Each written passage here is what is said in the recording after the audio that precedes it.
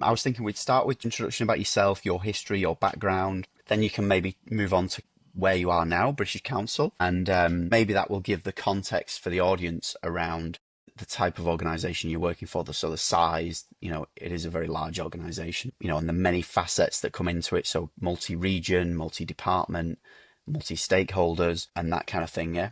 So maybe if we start with a bit of Okay. background about yourself, your history, and go from there. Yeah. All right. That's fine.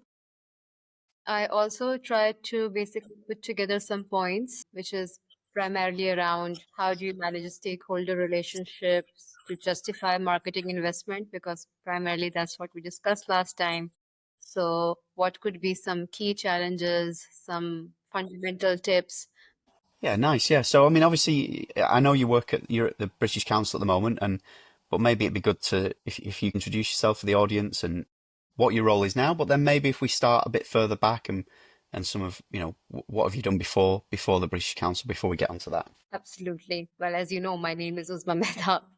Um, I am a marketing professional. I've always worked in marketing, and I have 14 years of experience. Yeah. So, where did your journey start? Where did it start? Where did it all begin? I mean, to be honest, when I decided to be a marketing professional, I was doing my MBA in 2010. And honestly, when I had joined MBA, I had an ambition to become a chartered accountant. And then I decided, oh, it's going to be very difficult. So how about I do an MBA in finance? And then um, that was going to be my focus. I had no intention to be a marketeer. But then one fine day, I discovered a course called brand management. And it was taught by one of the finest branding teachers we have here in Pakistan. He has passed away recently, but he was ex Unilever. He ran his own consultancy. And he like opened a world of fantasy to me that, this is what marketeers do, and they do all this fancy advertising and stuff, and it's so glamorous. And then, you have so much of progress, and multinationals pay you that much, and it's so much of a pride to be a brand manager. And wow, like, oh wow, I want to be a brand manager. I He want was to he say was I'm like lying the to you, brand Uzma. manager of Dove. He was Yes. lying to you. It's not glamorous at all. He sold you the dream. Yes, I know. I do realize 2 years later he was. Oh, so you sorry, so you were doing your MBA in finance, and then he kind of shifted your view to a completely different world, new world. Wow, interesting. Okay, so then what did you do then? Yes, yes. I decided to change my majors, and I did my marketing. My first MBA was in marketing. It was back in 2010. Then I did my second MBA. For a reason, I wanted to do it from a more, for more well-known, prestigious university. Um, So I did it again, and I did it this time in marketing and supply chain. So that was my academic background. But for all this time, I think I did become a hardcore marketing professional, and I loved everything that I did. Especially the like all the insights that come from understanding your customers. I think that's the bit that fascinated me the most. I My first job was with a retail. It's actually a real estate crossing retail markets, retail industry. So it was basically a mall group. It's a very popular mall here. So malls have a very interesting proposition of working. They attract footfall inside a mall, and then they sell that footfall as their value proposition to potential tenants. So that was my first job, and I discovered, oh, this is a very interesting model. So what can we do to attract people from the vicinity of far off areas from the city to the mall? And then, if your office is inside a mall, that's the kind of a privilege itself, right? Because you're just constantly in this shopping environment. So I was finding my job. I was assistant marketing manager there. That was my first job, and I really enjoyed it. So that was, Could be costly with the office in the. but it drastically improved my fashion sense, because every day I go, I would be exposed to all an H&M, and I was like, oh, this is in fashion. I was on top of every trend. I tell you, it helped me a lot in life. So fantastic. So this was back in 2011 till 2013. 2013 was the year in Pakistan then when social media started becoming a thing. Everyone wanted to open up a Facebook account. Everyone wanted to have their page registered as a business. So it was a hot thing.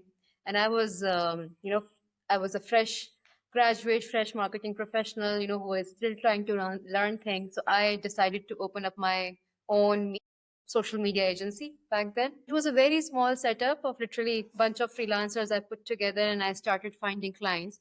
But I was so impressed by my ability to meet people and then actually convert them into a client. And it was honestly like, if you give people honest advice that, while you want to open up a media page or a social media page, but what really works for your business? Does it even make sense? Do I have a valid proposition for you, or will it be a waste of your money? Back then I realized just having simple honest conversation, like not even a long meeting, just two lines in that meeting which show that you're really honest with them and you're trying to understand their needs, that's the moment people really start trusting you, and they just want to hand their business over to you.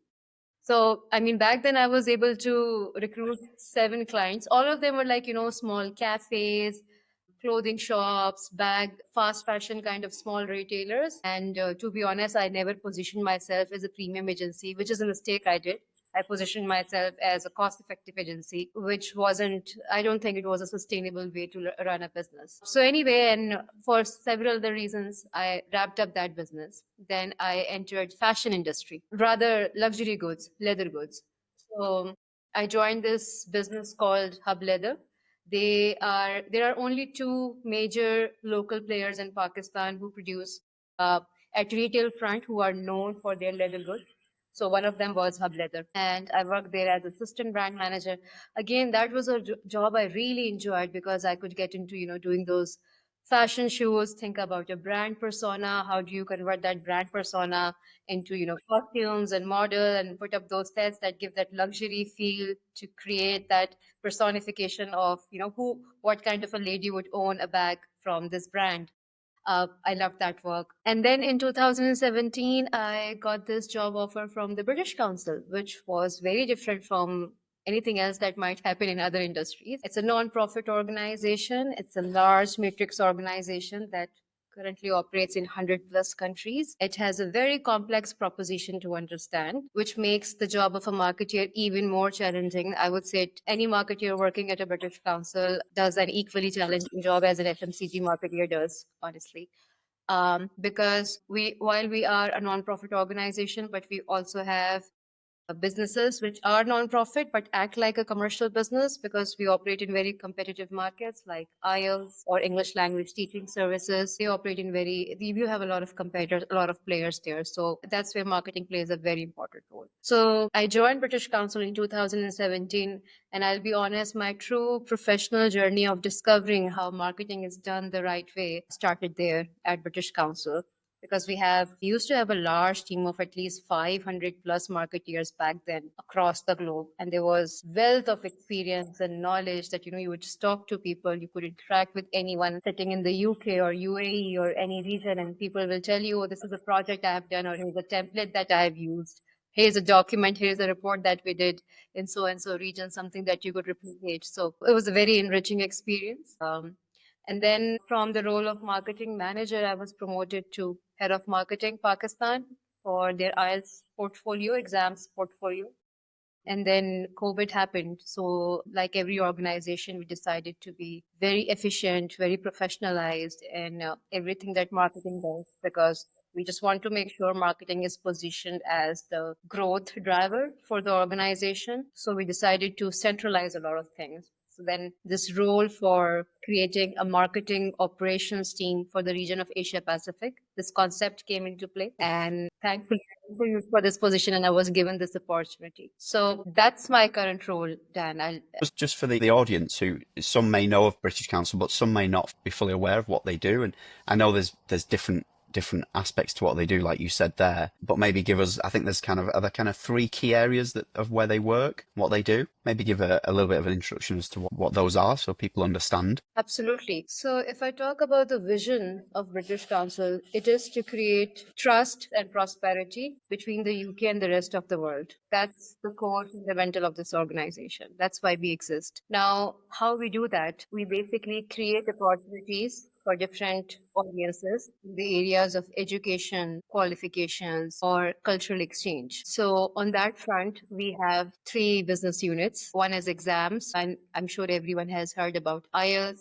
There is a larger portfolio, but IELTS is something everyone is aware of. So we make sure that IELTS is the most trusted English language testing service across the world, and we conduct that test along with some other partners. So we are co-owner with Cambridge. Then we have another business unit which delivers English language teaching for markets where there is a huge need for people to learn English, because English, we really believe, opens up doors to opportunities worldwide. Study in a university of your choice. You can find a job in a different market, which can, it's a life change. It changes your life. It creates life changing opportunities. So that's what we do. We teach English Language Center. We take a real pride in being recognized as the English language experts. Like we have this worldwide reputation of having the highest quality teachers. Like our teachers are really well qualified. I don't know if I'm propositioning it correctly, how they describe it in those corporate documents. I don't know if I'm using the correct words, but this is how we do it. And then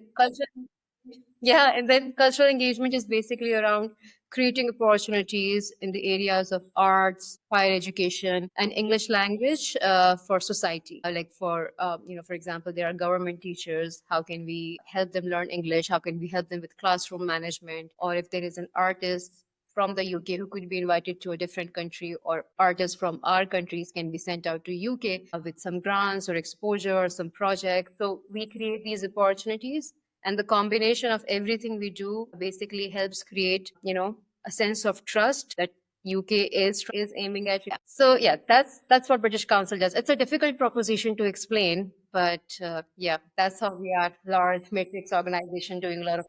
So am I right in thinking very different audience groups and audience segments then across those three departments, those three business units, I think you called it. Yeah. Yes, I mean, if you talk about personas, absolutely very different. Age groups definitely overlap, because someone who might be taking IELTS might also be a parent who might want their children to learn English at our language centers, or it could be, an O-level, A-level student who might be taking up an English language course with us or planning to take IELTS. So age group wise, geography wise, audiences do overlap. But if you like really think about their personas, their needs, their journeys, yes, those are very distinct, and we have specific targeted marketing activities to cater to them. Okay, yeah, different sort of points in what their need is, or different points in their life, in their journey. Yeah. Okay, interesting. So that brings its own challenges, doesn't it? But yeah. So do you want to expand a little bit more at all on the British Council and your role now? Do you want to touch on that? Yes, definitely. So, what I do right now is I lead a function called Marketing Operations Hub. Now, marketing operations team, think of it as center of excellence. It's a core team of experts in marketing areas who are managing things centrally. So as I said, my designation is head of marketing operations for the region of Asia Pacific. So Asia Pacific has 18 countries in it. And it's an entire region. So how do we make sure that we are using our global marketing efforts, deploying them in the region, but localizing them enough to make them a market fit, to make sure that audiences are responsive to our global marketing programs, our content packs, our campaign plans. And then that's one thing, like how do we take global stuff and localize it enough for the region so that we are doing things efficiently and not creating similar things, similar pieces of content from scratch over and over. So really professionalizing it, making things efficient. Plus, the role of my function is also to look at standardizing workflows, because often what happens is you have a very, crisp piece of strategy, but times and teams are maybe aligned with that. Okay, yeah, this is what we want to achieve at the high level, but when it comes to our ground level work, how do we do it? So you need to have really robust workflows in place that create systems for people to, just fall into place. That okay, if I have to launch a regional campaign, this is the document I populate, this is the person I send it to, this is how my agency will respond. After this much of SLA, the agency will come back and we'll have a campaign live and we have the window of feedback. So creating workflows are very important. That's what I do. And it's not just for campaign, it's content creation. It's how do we measure the performance of our digital campaigns? How do we plan things better? How do we think about managing our agencies or marketing partners because they absolutely play a critical role. But someone needs to be experienced enough to understand how you can really leverage the skills of an agency because they bring in a lot of value. But then someone has to do that centrally, be accountable for that relationship with your media agency, your research agency, your creative agency. So that's what I do. That's what my team does. So we do those things centrally, making sure everything is efficient, it's done professionally, and it's delivering results. I love I love the term the name you gave it there. Like, I've never heard that before. That center of excellence. I like that. That's very nice. I like that. I've never heard that in terms of a marketing operations department or marketing operations hub, Mhm. but I like that center of excellence. That kind of sums it up quite nicely. You're trying to manage and balance that. Trying to balance, delivering the right content and messaging, as you said, localization, because you've got, was it 100 plus countries? So you're speaking to people in not just different languages, but culturally different. So deliver that right messaging for the audience, but then the efficiency part, I like that. I like that center of excellence. So you're making sure you've got the team have got the workflows or the processes in place that they can deliver that localization piece more efficiently, more effectively. I like that. Yeah. Someone once said to me, a client I was speaking to actually, and she kind of liked the idea of almost gym routines. She thought of it as like exercise and having exercise routines and patterns that she should follow. Yeah. Okay. So you've got all those challenges with audiences, regions. And then when we spoke last time, you touched on this point of sometimes in marketing, in our roles, we face those challenges with stakeholders. So where they perhaps don't quite get marketing and you're having to justify decisions or show them why you're making those decisions and fighting really for the investment or fighting for budget. So maybe talk to us a little bit about that. You have multiple departments, multiple regions, multiple audiences, but also multiple stakeholders, right? Yeah, no, absolutely, Dan. I mean, I feel in my new role, I'm really lucky that all my stakeholders or like core set of stakeholders happen to be the regional marketing directors for the different business units who really understand if I'm trying to do a test or if I'm trying to try something innovative that people might not understand, or just my daily language that, oh, so and so performance campaign is not delivering the right ROI and CTR is low. So I wouldn't have to struggle, think about, oh, am I making sense to her? Because they would know. But this role, I've been in this role for 3 years only. Prior to that, I have dealt with a variety of stakeholders, cross-functional teams. You have commercial function, you have sales, you have finance planning, FP&A, which is financial planning. Yeah, so finance team, your business stakeholders who own the money and who are always pushing you harder for those targets. And then there is a large array of operational teams. So every time you have to make that case. And from my perspective, yes, I think all marketing colleagues face this difficulty that when they want to do something, they are being told to do otherwise. That, oh, you are thinking about long-term growth plans for you want to do a branding exercise, but then someone comes up and says, oh, why don't you run a 50% off promotion and here is that you can test out and so on. Why are we not doing this? That's often what you hear, right? Why are we not doing this? Exactly. Why are we not doing this? So and so is running an ad or radio, and why are you so quiet? And I'll be honest that at times there is a lot. It comes with a lot of pressure. So colleagues do feel a little baffled. And then there is a larger question of when you go at the end of year, you start your annual planning, and you, okay, talk about this is my plan and this is my ask, and that's when everyone starts questioning everything. So I think, yeah, managing your BAU marketing work and then justifying larger investment in terms of annual budget, that's the challenge I would like to talk about. So here's how I learned to tackle it, Dan. And there are multiple facets to it. Like there are different things and techniques you can try. Um, in my perspective, the most fundamental thing is you need to realize that marketing is there to support business strategy and execution of business strategy. So it's really important for business marketing colleagues to understand how the business makes money, what are their priorities, and anything and everything that I do in my marketing plan, long term, short term, must play with those business objectives, must serve those business objectives.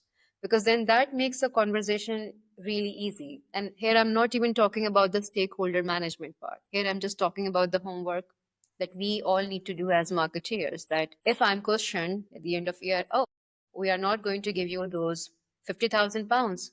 Well, that's fine. You take those away, but then here is the impact. The numbers go down with it because if I don't do these activities, this will have an impact on bottom of the funnel or middle of the funnel, which might affect your business targets. So be really clear about what is your customer journey, what influences that, and why are you doing what you are planning to do. So you always have those really thorough, robust answers to educate your stakeholders, to tell them why you're doing something. It also builds your credibility that, this person knows what they are trying to do.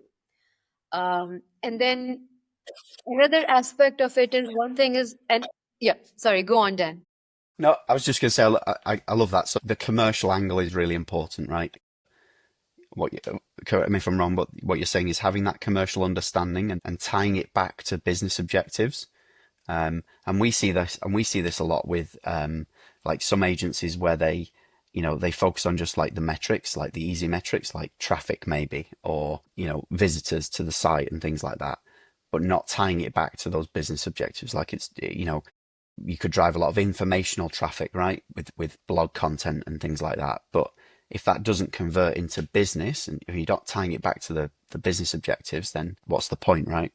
So that's nice. I like that. Yeah. And also, one more thing that can help us doing our homework better is really understanding our customer, because the concept of myopia, organizations, they often become too fixated on their products and services, or what is it that they want to talk about. But marketing, it is the role of the marketing function, be the voice of the customer, to tell your business that, hey, your customer does not care about that you have got 10 new notifications or functionalities set up in your app, but your customer cares about this.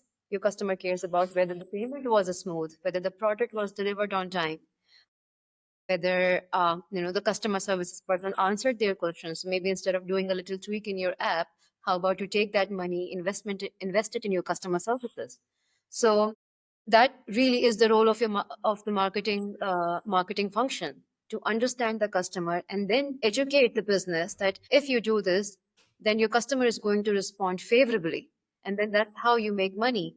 So I mean, I have been in the business where we have catered to very niche specific audience, and I have been told that, oh, why don't you run a television ad?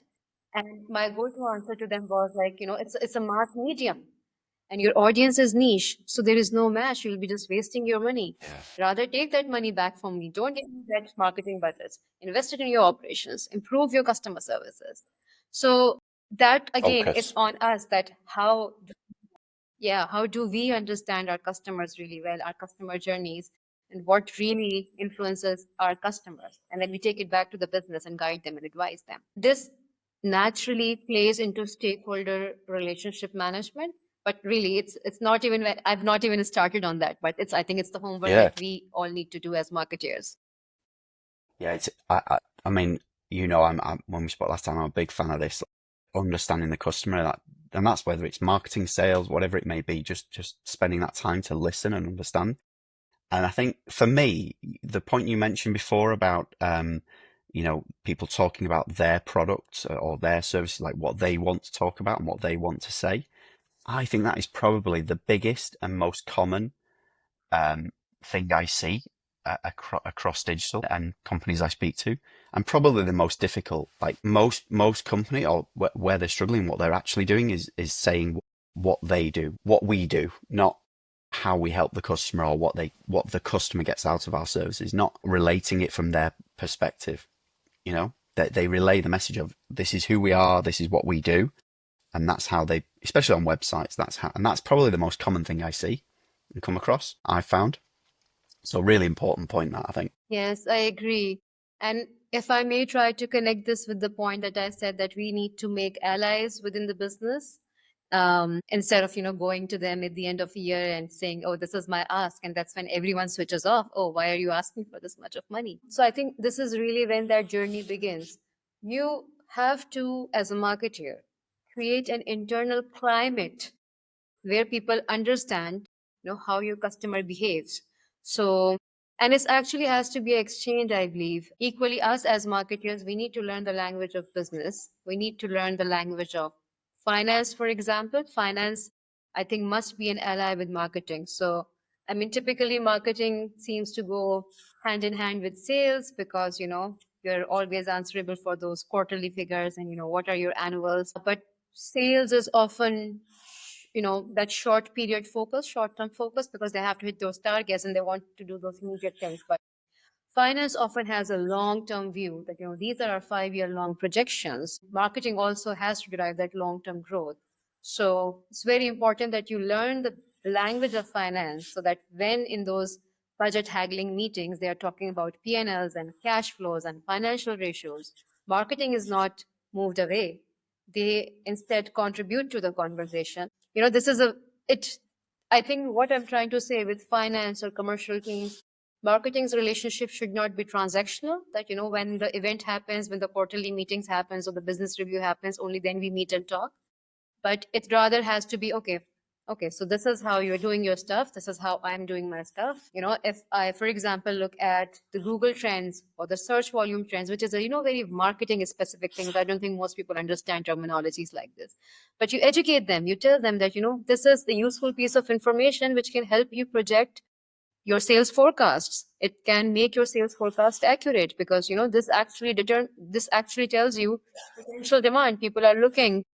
It's a new proxy metric maybe to determine your market size. How many people are making a search about so and so products? Okay, this is your immediate market perhaps to look for, and then this is how you forecast your quarterly targets. Them understanding what are aspirations, what are our challenges as marketing people, what is it that we are trying to do, and how investment plays a role in achieving all those aspirations for the business. Finance really needs to understand this because at the end of the day, they hold the strings to the purse, if you may call that. And finance is also a very strong influencer to the business stakeholder who owns the budget, because it's the business stakeholder is always in with them. Okay, how much money we are making, how much we are returning, how does the P&L look like? So it's just one cross-functional function is finance. There are several, and we have to make sure we are not operating in vacuum. We are constantly understanding how other cross-functional teams are working, what are their challenges, how do we kind of mix and match, exchange knowledge, tell them how we help them, and we all align that, how marketing is completely aligned with them executing the same business strategy. So if one day we say, okay, this is our plan and our ask is £1 million, they are not taken aback. Oh, £1 million? What for? No, they know it already because they have been in touch with you. They have understood your language. They've understood your aspirations, your brand campaigns. What does a brand do? I mean, they need to understand how brand can help them charge a premium in the long run. And if they keep on thinking about short-term promotions, you will really undermine your own brand, and you may not remain a profitable brand. You may not drive sustainable growth.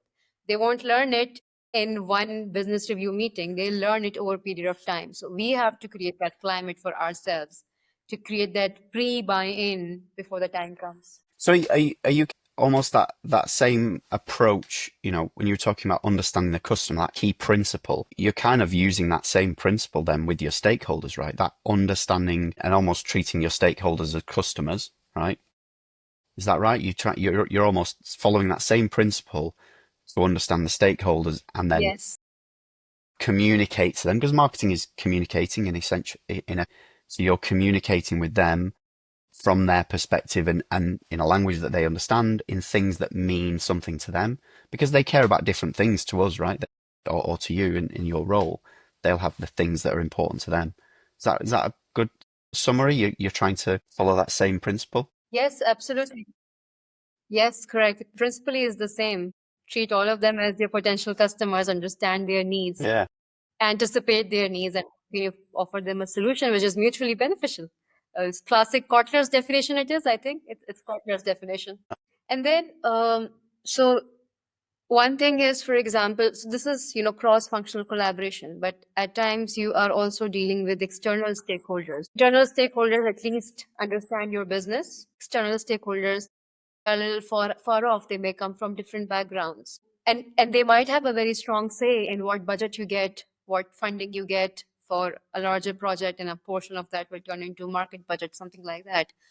So what do we do there? And at times even you're dealing with internal stakeholders, could be from a different function, who may have switched teams, and how you are making them accustomed to what happens in this side of the business, and trying to get a buy-in from them.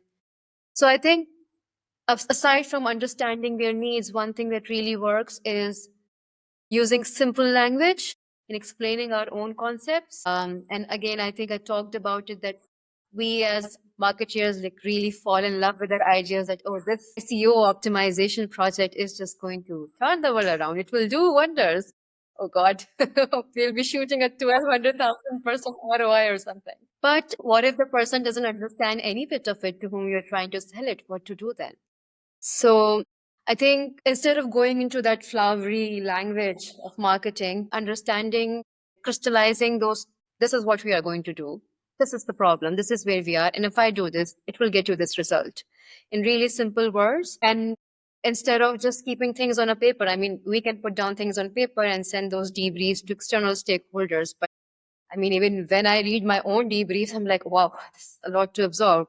Would anyone else absorb it? You have those research papers, your performance reports, and your consumer resource and insights and whatnot. So what helps is you can do a pre-meeting catch-up, because nobody wants to feel stupid. So you basically tell them, look, this is what I'm going to talk about. Really simplify your PowerPoint charts, which offers them an opportunity to ask questions when you are in that broader meeting, because they might not understand what you're saying, but they would also not ask questions because nobody wants to feel stupid in a room full of people, right? So how do you consciously make an effort to pre-align them that, hey, this is what I'm going to talk. Do you have any questions? Here's bits and pieces of information. And then you have those, and in those casual catch-ups, they will give you questions that you may not have even thought about, which could be a potential blocker. And you can resolve that early on, that, oh no, this is not even a problem, or maybe this is a problem, but okay, thanks for highlighting, it was a blind spot for me, but I'll solve it this way. So having them primed already with, this is what I'm trying to do in simple language, give them enough information, enable them to ask the questions through which they can really channel their own concerns, is really important. And that actually removes that blocker of having to deal with an external stakeholder, or a stakeholder who doesn't understand much. That's also something that really helped me. Yeah. It's the So same like principles again, though, isn't it? for that. I was just saying similar principles again, right? That simple language, humanizing it, putting yourself in their shoes, again, which is kind of key for marketing, right? You do it with your customers. So for the stakeholders, again, put yourself in their shoes. And then you were talking about how you deliver those messages, how you deliver them, maybe in bite size and simple language so that they understand, putting yourself from their perspective. Will this make sense? I like that. That's really key. And again, I think these things, for me, the thing I would say is these kind of ideas, this is not just marketing. This is just in business, in sales, whatever it is, finance, whatever role you're in. These kind of principles, I think, work across the board, don't they? Agreed. I agree. They do.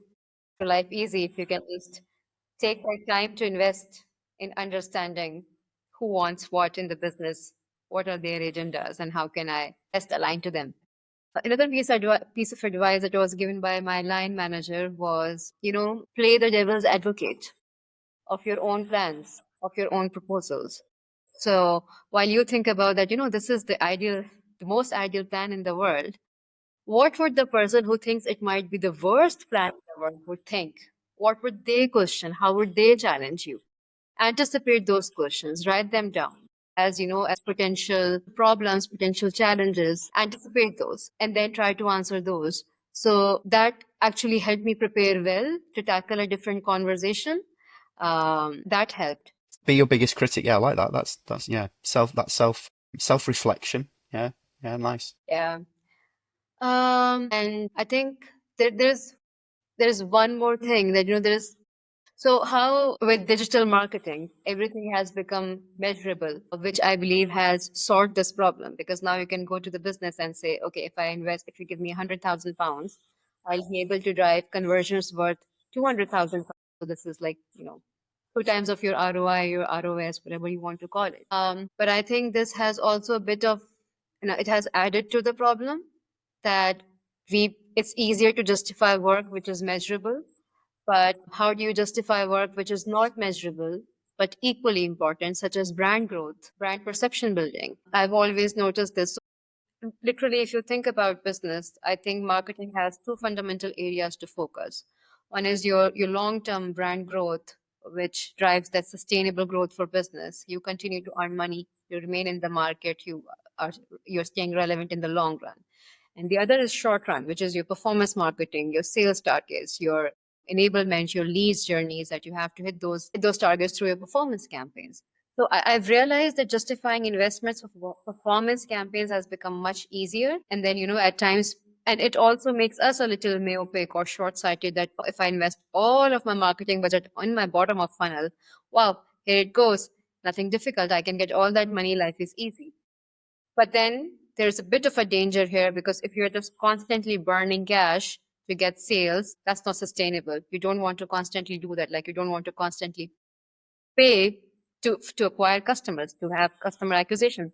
That should also happen naturally, organically. People should come to you. They should prefer your brand. They should think favorably about you. So for that cannot be done through like always on performance, bottom of the funnel campaigns. You have to think about, your more awareness campaigns, your top of the funnel things, your brand growth matrices. What are you doing to improve that perception? How are you improving your proposition? How do you get a creative agency in? At times justifying a creative agency's budget becomes very difficult, that, oh, why do you need to change this proposition? But it's very important. We want to remain relevant in the market. We want to make sure we are offering something that customers keep on finding useful and beneficial, right? So I think that's also a bit of challenge, which again gets resolved by making sure you're educating your stakeholders that, this is what I'm trying to do. And not every project will be fruitful or drive an ROI for you. There is a risk of not doing any experimentation. There is a risk of staying the same. So I want to do this experiment, and I'll be totally transparent and honest with you. This is how much I need. If it succeeds, this is what we'll test out further, or we'll scale it up. If it doesn't succeed, yes, that money is gone, but we'll have some learnings. But it's very important that we do this to stay relevant. So I think that ability to provide measured data and the ability to justify that unmeasured stuff, and then being honest and transparent about we want to test out new things, that also builds credibility and makes the conversations more binary and like in two-way. It's not like, oh, you're just shut down. No, they want, then they remain engaged in the conversation because you've already built some credibility. They're like, okay, fine, I'll have your back. I'll sponsor this. Let's have it tested. Yeah. So backing it up with the reasoning, and it's not necessarily, the reasoning is not necessarily bottom line or conversions, but there's the brand element to it. And yeah, it's balance again, isn't it? A lot of customers I speak to, it's often finding that balance, especially if they're coming to us as a new customer. Usually the first driver is leads or inquiries, so it's more that bottom of funnel. But often there's a need as well, as you say, for the brand awareness top of funnel. Yeah, but you have to kind of take pragmatic choices. I think that's all you can do, right? Depends on the size of the organization, but typically even larger organizations, they just have to make those pragmatic decisions, don't they? And we can't do everything, but what do we need to do? So yeah, making sure you show that reasoning of why it's important. Yeah, that's good. Any other key issues? I mean, we said at the start, kind of fighting for marketing to be seen as an investment, not just a cost, but probably fighting's the wrong word. I'm sensing from the way you've spoke, rather than fighting, it's communicating, it's empathizing, it's finding the right way together, right? It's collaborating and discussing and understanding. How do you do that? I mean, it's not fighting for it really, communicating it. One technique that works is 70, 20, 10 kind of a rule. 70% of the stuff is something that you have been doing, it's been working, and it will continue to work. 20% of the work is that, we have been doing, but it hasn't performed perfectly well, and but we would still want to keep, for example, if you have deployed some kind of CRM, but it wasn't a smooth implementation and you couldn't do much in the first year, but that's not something you want to abandon. You want to keep it in the system and improve those workflows. So, but because it's important and you want to keep on investing on it, because you don't want to be left behind in a very competitive world. And then 10% is the stuff that you want to test out in the name of innovation, or so and so is doing it, or there is something new coming up. If we don't keep up, we might be left too far behind, or we'll be so late, we'll be late. Our competitors will hard, it will be hard to catch up. So when you go with this kind of proposition, it becomes easier to communicate, and people just, stakeholders feel comfortable that 70% of the money is going where we know it will drive results for us. It has always been proven. Again, having that matrices data available, well understood, simplified, really helps in that conversation. You can get distracted by thousands of matrices as marketeer, right? So what are those really key important matrices for business that you can show, okay, this much of money I spend and it will move this metric. And also, I believe not fighting really, but saving ourselves from committing to vague matrices is also very important. I think marketeers should never commit to a metric that they don't understand how to move. For example, in a new market, if you are being given a target similar to a mature market, so I mean, that's just not justifiable. You don't know how to move things like that, right? Because a target in mature, I mean, it doesn't happen. I'm just making a hypothetical situation, but at times it happens with a paid campaign. If a campaign is driving results in a mature market, sometimes you expect a new market's campaign to drive similar kind of results, and you start comparing things. So it's very important for us to only commit to the extent of matrix that you know how to move. So that also basically, you don't get into that fight and flight mode with stakeholders that, oh, you did something but it didn't work, but from day one I did not know even how will it work. So being very clear about what are we signing up for. Yeah, I think that helps a lot. Yeah. Okay. Is there anything else? I mean, like the element of building allies as you go. I like that. You want to kind of expand on that? You mentioned to me last time. So this idea of there's the saying. What's the saying where don't step on people as you're moving up the ladder, and building allies as you go. Okay. That's something that you found So works, isn't what I it? really meant, yeah, it definitely does. So making allies as you go is what I really meant is that, for example, a new product is coming your way and you have your marketing plans ready and you want to do some kind of activity or customer journey promotion. Only last minute, for example, you find out it's operationally not possible to set up some kind of promo because of so and so system reasons. This is a very small example because you haven't, it's like you are not an adversary with a technical or product team, but it's just that you are not talking to them much. Had you been more in touch with them, perhaps you know you could have just bounced off such ideas with them that this is what we're trying to do to promote this product. Do you think this will work? Or something, but still, I would say this is a relatively lower stake, but then stakes become really high if a marketing team is disconnected from the business leadership team.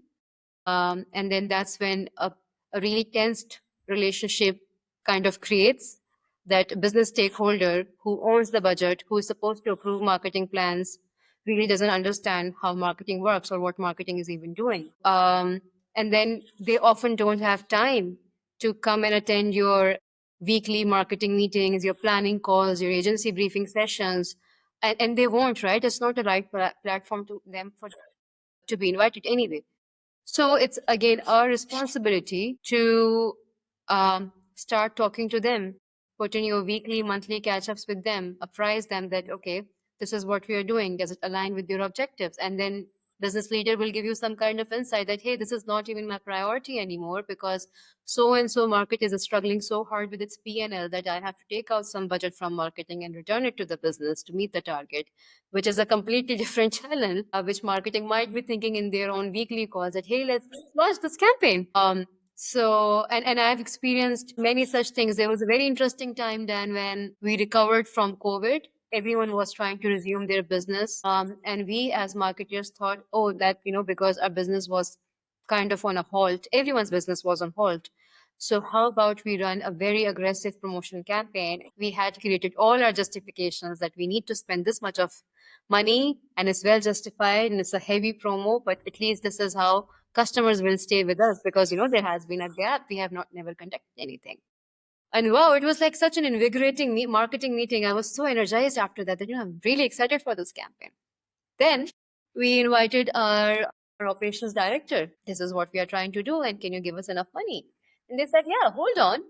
We don't even have enough capacity to cater to the backlog of customers that we have already created. So if you want to create more demand, watch out. We won't have space to accommodate people. And that was quite a shocker, right? That, oh wow, we won't, because naturally after COVID, if in one room you could accommodate 100 students, then you couldn't because you had to Mm, apply social yeah. distancing. So instead of one room, accommodate 20 chairs or 20 desks only because, they have to be at least 3 feet apart or something. So everyone lacked capacity back then, which created a backlog of customers. We did not certainly want to do a promotion to attract more customers. We just wanted to cater to whatever we could cater to. So it's a Yeah. classic example, how gaps are created if you're not in touch with cross-functional teams, your stakeholders. You have to constantly make an effort to talk to them, understand what are their ongoing challenges, what's happening in a market, in a geography, with a customer, with a product. So you can constantly adapt. Keeping them in the loop. I like that. I think I kind of over communicate. So with a lot of my colleagues, I just, and people are all really busy, right? So, they're doing their role, their day-to-day job. So one thing I do is, I mean, I just, on Slack, I'll just send messages all the time, just little messages, just quick. So it doesn't take a huge amount of time from them, but just keeps them updated almost. Hey, I've spoke to this customer. This is important to them. This is what's happening. Just keeping you in the loop. Hey, I'm also speaking to this person about this. I'm working on this. It might not even be directly for them to do anything, but just keeping them in the loop. So yeah, I like to over communicate. Maybe my colleagues, maybe it annoys them, but I don't know. I hope it's they like it and it keeps them in the loop. And like you say, you're building those allies. You're thinking of them. It's the same principles again, isn't it? Thinking of them. You know, just making sure they're aware of Correct. these things so then they're in the loop. Yeah, nice. Yeah. Okay. That was brilliant, Uzma. I mean, I said to you last time, I mean, I'm not trying to do these calls and have it where it's, we're all kind of patting each other on the back, but it really kind of amazed me a little bit, I suppose, that, you and I from completely different backgrounds, lived very different lives, thousands of miles away, but the things you speak about and the way you speak about these things is so aligned with how I see things. So that was quite refreshing for me, I think. I wasn't expecting it, but yeah. Why don't we, is it worth just kind of a quick wrap up? Do you want to kind of wrap up some of the key tips and advice that you mentioned? Do you want to kind of just summarize them maybe for the audience? Because we talked about a lot of different things there, didn't we? We went off in Yeah. various different directions, but is it worth maybe summarizing, sort of the top advice and key tips? Okay, I'll try to. You're right. I've spoken about a lot of things. And before I do that, Dan, Yeah. I so agree with you that, in fact, this kind of validates how I think. That, at times you question, am I doing the right thing? And someone else is also kind of aligned with it. So, yes, good to know. And I so agree with the point on over communication. Yeah, I do that. And you sometimes think, don't you? You're thinking like, is this relevant to them? Is it completely relevant? And people are busy, so you don't want to disturb. But I just feel like short, quick updates, especially, that's nice and clear, that doesn't require them to have a lot of thought into it, that just can kind of, they can read it and go and scan it and go, okay, I'm aware of that. I don't need to do anything. Yeah, I like to do that. Yeah. I'm the same as you. I just found from experience, I found if you don't, then trying to explain everything later as kind of one big bang and a huge amount of info is Yes. kind of hard. And also all the little stories, like it's like to give them the big bang story at the end and the big reason or the big thing that's happening. If they haven't had all these little micro conversations and points as the reason, that's why you've ended up where you've ended up. So yeah, yeah. Yeah, I'm hoping people like it, but yeah, that's what I try to do. No, you do it absolutely right. It works so well, especially if you're dealing with difficult stakeholders or people who may not necessarily understand the technicalities of it. So it's important to break down that information for them in bits and pieces of, chats or, hey, quick 10 minutes updates. So it really breaks down information for them. They have due space to ask questions. Oh, how does that work? How does a copy is uploaded in search engine? Oh, this is how it's done, and this is the problem. Yeah, anyway, I'll not keep you long for, I have very specific and interesting stories to keep on coming back. I mean, it's just very interesting one. Then recently we do these Google search campaigns like everyone else does. And then you basically have to have your copies written. And interestingly, for all the Northeast Asian languages, which is Korean, Japanese, Taiwanese, the length of those local language characters is double the size of an English language character. So the character limit that Google gives you to write a copy, say 15 words, 15 characters, it's reduced naturally to half, 7 or 6.